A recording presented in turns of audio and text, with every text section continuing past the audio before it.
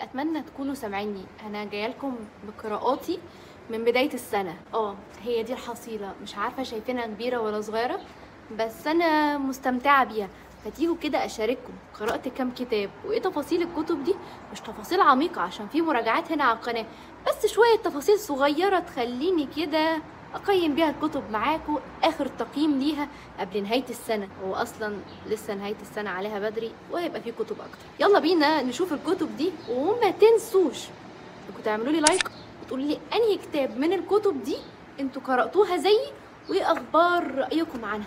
فيلا بينا نشوف الكتب دي مع بعض. قبل ما انسى الكتب اللي انا هكلمكم عنها مش هكلمكم بالترتيب من حيث قرايتي، انتوا اللي هتقولوا الكتاب ده انا قريته امتى وما قراتهوش امتى، لان انتوا اللي شايفين من مراجعات انا مش فاكره. المهم اللي انا فاكراه كويس جدا ان انا قرات الكتب دي اكتر من كده، فانتوا تفتكروا بقى. يلا بينا اعمل لايك وخلونا نبدا الفيديو بقى. شايفيني؟ يلا بينا نتكلم عن اول كتاب معانا، وهو احب الكتب على قلبي واللي لفيت عليه المعرض كده.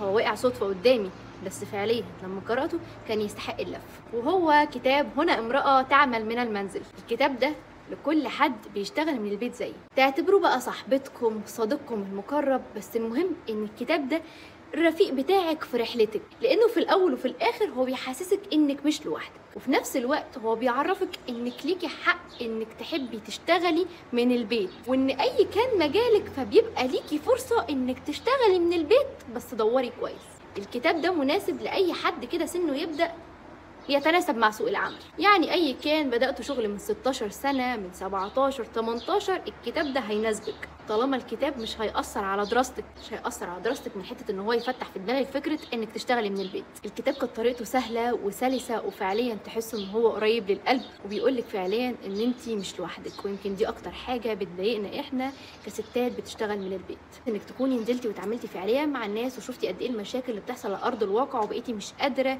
تدمجي ما بين انك عندك بيت واهل واسره وتفاصيل كتيره وما بين الشغل اللي بتتاذي فيه، فحاسه ان انا انسب لي اشتغل من البيت.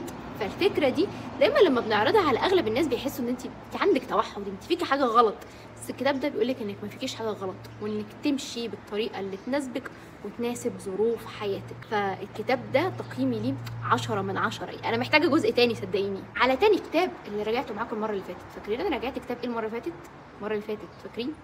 لو مش فاكرين افكركم، هو في دايره الرحله الحب والوعي والاحلام لدكتور محمد طه. الكتاب ده زي ما قلت لكم كان توقعاتي ليه اكبر من كده، لان انا قرات كل اعمال دكتور محمد طه ما عدا عمل واحد لا بطعم الفلامنكو، بس هنقراه ما تقلقوش. بس اي كان كنت متوقعه ان الكتاب ده يكون اثره اكبر ويساعدني اكتر من كده، فيمكن لما قراته حسيت بشويه احباط مع شويه ملل. انا ما كنتش مستنيه ان هو زي ما قلت لكم يقدم لي كل حاجه على طبق من ذهب، بس عارف الحاجه اللي بتحسسك انك اتحطيت على اول الطريق؟ الكتاب ده انا كنت منتظره منه كده، فكان من ضمن قراءاتي، بس حقيقي ضايقني شويتين. بس ان جينا الحق انا برشح كل اعمال دكتور محمد طه، سواء كنت مبتدئ في القرايه او بتقرا بقالك مده. الكتاب دايما بتاعه بيناسب من اول سن 18 سنه. لو كنت قارئ من قبل كده وعندك خلفيه عن كتب علم النفس والتطوير، فهيبقى الكتاب ده مناسب ليكي من سن 16 سنه عادي جدا. كتاب دكتور محمد طه ومن اصدار دار الشروق. حابه اكد عليكم ان اغلب الاعمال اللي هنا من مشتريات معرض الكتاب. ثالث كتاب معانا، والكتاب اللي جبته في ايام معرض الكتاب قبل ما تبدا ايام معرض الكتاب. فاهمين حاجه ولا مش فاهمين؟ قبل ايام معرض الكتاب انا رحت معرض الكتاب ورحت زياره بسيطه كده لدار بيت الياسمين، وجبت من هناك كتاب الكاتب فهد حسن، وهو سنوات اليوم الواحد. برغم ان الكتاب صغير بس حقيقي تفاصيله ابهرتني، مناقشته للتفاصيل الدينيه والاجتماعيه وجزء الخيال اللي ممزوج في العمل ده خلتني كده دماغي تتفتح على تفاصيل كتيره انا محتاجه ان انا اقراها. اسلوب السرد والتفاصيل هنا في العمل ده خلتني حابه اعرف ايه اللي جاي فيه. فالحقيقه كان تقييمي للكتاب ده عالي جدا، وكنت مبسوطه جدا لما قراته. يمكن الكاتب كان اول عمل ليه يكون في الجزء الاجتماعي او الجزء الاجتماعي والديني مع بعض، انه دايما كان بيكتب لنا اعمال رعب، وكان اول عمل انا فعليا اقراه له. بس فعليا نوعيه الكتاب دي لو اتكررت تاني يا كاتب وانا بطلب منك ده، فاتمنى ان احنا نقراها وبسرعه، او تتم وبسرعه عشان نقراها. وزي ما قلت لكم ان هو من دار بيت الياسمين. كده العمل رقم كام؟ الرابع، واحد اليعقوب. الكتاب اللي وصل اصداره للطبعه 35 في اليوم اللي قبل الاخير في معرض الكتاب، اللهم بارك. انا رحت واشتريته من كتر زنكم عليا. ايه رايك في لوحه اليعقوب؟ عارف احساس انك اول مره تقرا الكاتب عمرو عبد الحميد ويوم ما تروح تقرا له تلاقي كتاب اصلا الدنيا مقلوبه عليه من قبل ما الناس تقراه؟ اللي هو ايه الحماس ده يا جماعه؟ هل الكاتب يستحق ده؟ الحقيقه انا اتفاجئت، كان اول مره اقرا نوعيه زي كده من الكتب وهو جزئيه الفانتازيا. بس الحقيقه الكتاب انا ما قدرتش اسيبه من ايدي وقراته بسرعه جدا من كتر ما الاحداث كانت ممتعه بالنسبه لي. وده نادر جدا لما بيحصل في كتاب يكون خيال، او بالنسبه لي انا كمريم بما اني ما بحبش الخيال. بس الكتاب ده انا كنت مبهوره بيه وخلاني حابه اقرا اعمال تاني لدكتور عمرو عبد الحميد. الكتاب ده كان من اصدار دار عصير الكتب، روايه واحة اليعقوب ولدنا بلا جفون. لو مشفتوش مراجعه العمل ده فاجروا شوفوها. لو قرات العمل ده احب اسمع تقييمك ليه، عشان في ناس برضو ما عجبهاش العمل. واحب اكد عليكم ان العمل ده يناسب لو انت كنت مبتدئ في القرايه او بتقرا بقالك مده. المهم تكون انت كشخص بتستوعب اللغه العربيه، هي بسيطه مش صعبه بس تكون بتستوعبها. ويناسب لو انت سن صغير، الكتاب مش وحش او فيه حاجات خادشه بالنسبه لي خالص، هو يناسب السن الصغير والسن الكبير. نيجي على العمل اللي بعد كده وهو اللي صدمني بجد. فقد ايه احنا تاريخنا مسروق، رحله الحكايات من الشرق القديم للعالم. ايه ده؟ ايه الكتاب ده؟ الكتاب ده انا كنت مستمتعه بقرايته جدا، كنت مصدومه جدا على كم التفاصيل اللي كانت عندنا احنا كعرب واتشهرت في الغرب. لو انت ايه اللي وداكوا هناك؟ يعني انا كحد من العرب او مصري، انا المواقف دي بتنتمي لينا. هي ايه اللي وداها هناك واتشهرت ازاي هناك؟ ازاي بقت فوائد ديزني؟ هي المفروض عندنا عندنا في جنوب الصعيد عادي. عارفه ان في اجزاء هنا عطلت معايا ووقفت كده، وكنت حاسه اللي هو انا محتاجه تفاصيل اكتر، محتاجه سرد اكتر.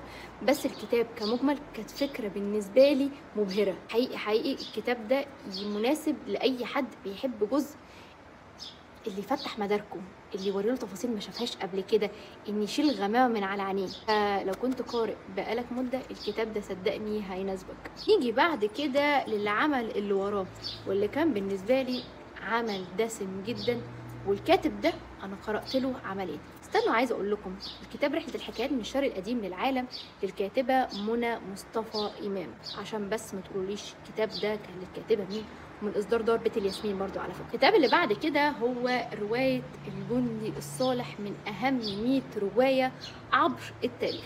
الروايه دي كانت ترجمه كاتب انا اول مره اقراها، ترجمه استاذ اسلام نبيل منسي. ده تاني عمل كنت اقراه له السنه دي، يعني انا جبت له عملين، كيمياؤنا القديمه والجندي الصالح. اكتر حاجه ابهرتني في الترجمه بتاعته ان هو قادر يوصل لك احساس الكاتب الاساسي. يعني دي اكتر حاجه انا بدور عليها لما بقرا كتب مترجمه، اللي هو سواء بقى كانت روايه او كتب عاديه، بس فكره الروايه بالذات وانك تبقى قادر توصل احساس الكاتب الرئيسي والمشاعر بتاعته، اللي هو ازاي قدرت تعمل كده. العملين بتوع اسلام نبيل منسي ما يناسبوش اي حد لسه مبتدئ في القرايه، ان هم باللغه العربيه. اي نعم اللغه العربيه بتاعتهم سهله، بس محتاج يكون عندك حصيله لغويه، سواء بقى كنت سنك صغير او سنك كبير. الجندي الصالح ما يناسبش لو سنك صغير وبتقرا بقالك مده، بس يناسب معاك كيمياؤنا القديمه، انها تاخد منه معلومات انت هتكون مبسوط بيها جدا، لان في اختراعات فعليا فرقت في التاريخ، وهتناقش اختراعات من جوانب مختلفه انت ما خدتش بالك منها قبل كده اساسا. فالكتابين كانوا من قراءاتي السنه دي وانا محظوظه ان انا قراته. نيجي بعد كده لعمل لكاتبه انا بحبها، يعني على المستوى الشخصي وعلى مستوى انها كاتبه، سلمى سامح شمس الدين خضراء كلامه. عارفين كده الحاجه اللذيذه وسط الدوشه والصعوبات هو الكتاب ده. خيال برومانسيه بتفاصيل بسيطه واسلوب سرد سلس. لو انت قارئ مبتدئ العمل ده فليك. انا برشح لك اعمال سلمى سامح شمس الدين على طول بينا مناقشه.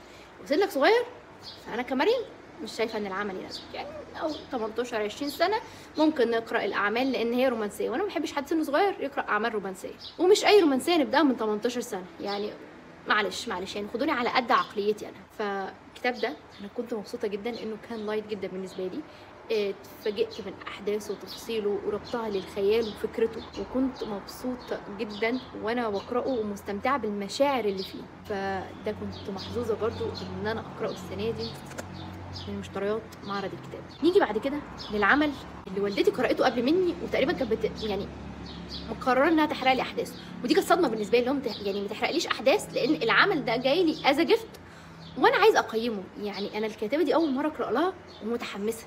كتاب اسمه خيبات روحي. يعني ايه كم الحزن ده يا ناس؟ يعني انا كنت حاسه ان انا همسك كتاب اقراه هقطع شراييني، فهقطع شراييني هقوم سايباه، اللي هو ما انت هتقطع شراييني بقى. بس اللي حصل في العمل ده كان عكس توقعاتي تماما. غاده جوده ابو الحسن من اصدار دار تنوين للنشر والتوزيع صدمتني بروايه خيبات روحي.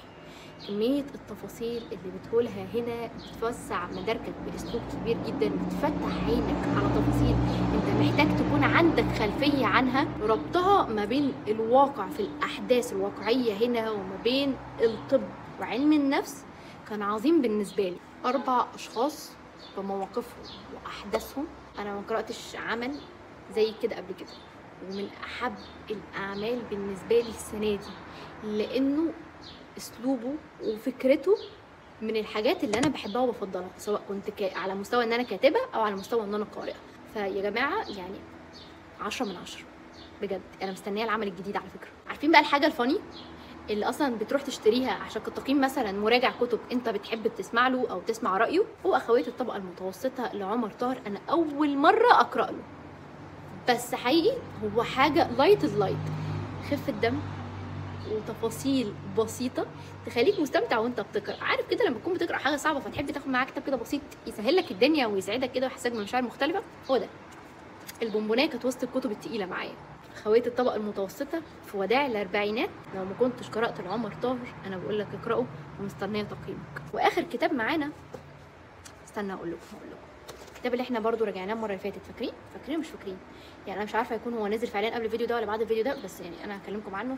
هو اخر ايام نوفمبر لتامر عبده امين. تامر عبده امين انا قرات له عملين السنه اللي فاتت كانوا راجعيني هوا ولهذا نحب، والسنه دي بقرا له معاكم اخر ايام نوفمبر، وكانت من اصدار 2017 سنه 2017. انا اشتريته من دار عصير الكتب الويب سايت بتاعهم، وحقيقي ما خيبش ظني. يعني استاذ تامر عبده امين كصحفي وككاتب اعمال بقى كانت روائيه او كتب عموما، عنده قدره رهيبه على توصيل الاحداث الواقعيه وبمشاعرها بتفاصيلها، تخليني انا العمل ده عايزه ارشحه، سواء كنت كاتب سواء كنت قارئ مبتدئ، او كنت قارئ بقالك مده، سواء كان سنك صغير او سنك كبير. الكتب بتفاصيلها اللي هنا انت هتستفاد منها، يعني هي هتوصلك اللي انت محتاجه. وبالذات العمل ده يعني انا استمتعت جدا بقراءته، استمتعت جدا بالمشاعر المختلفه اللي فيه، استمتعت جدا باهداف كل جزئيه. يعني هو عايز يوصل لك حاجه من كل جزئيه وفعليا وصلت. يعني كاتب كفه ووفى. فالكاتب ده يعني حقيقي سواء كنت بتقرا له مقالات او كتب فانا برشح لك الاثنين. فاخر ايام نوفمبر من الكتب اللي تقييمي لها 10 من 10، واللي احب ان انا اسمع رايكم فيها واسمع رايكم عن مراجعتي فيها برضه. وبكده نبقى ايه بقى؟ قولوا لي يعني اكيد انتوا عارفين هقول لكم ايه دلوقتي. وبكده نبقى خلصنا حصيله قراءاتنا من شهر 1. احنا في شهر كام؟ احنا في شهر 5 لشهر 5. احنا النهارده انا الفيديو ده بصوره معاكم يوم 11/5/2025. شايفين الحصيله؟ هو في كتاب بس مش موجود هنا، بس انا قراته معاهم زي ما قلت لكم كيمياؤنا القديمه. فكده تبقى دي الحصيله، ومستمرين مع بعض لغايه يعني نص السنه هيبقى مع عيد ميلادي يوم 13/6. ابقوا قولوا لي كل سنه وانتم طيبه في الكومنتات، يعني دلعوني شويه. اي كان دي الحصيله، وبتمنى تكونوا استمتعتوا معايا بالمراجعات دي، واستنوني في مراجعات جايه، واشوفكم على خير. باي باي.